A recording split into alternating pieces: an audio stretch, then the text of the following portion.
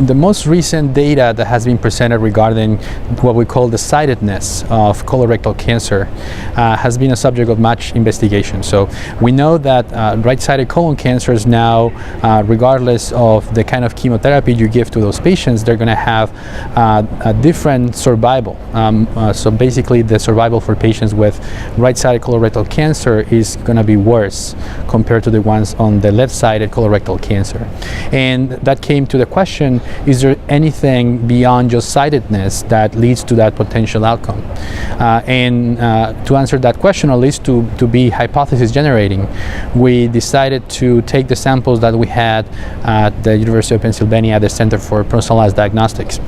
We have a panel of about 38 genes that are targetable or accessible in samples from patients who had advanced colorectal cancer, and we stratified them between right-sided colon cancer and left-sided colon cancer.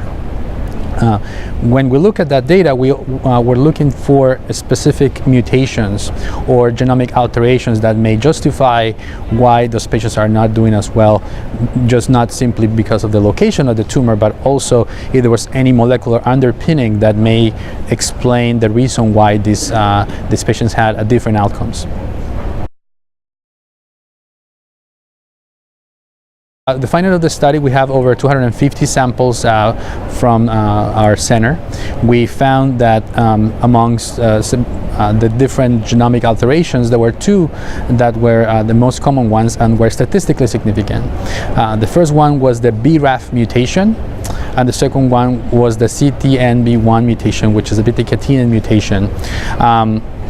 And what we know already is that BRAF mutation typically tends to have a worse prognosis compared to BRAF wild-type colorectal cancers. And this is hypothesis generating because it may explain to some degree why these patients having just different sensitive location may have different outcomes when treated with chemotherapy.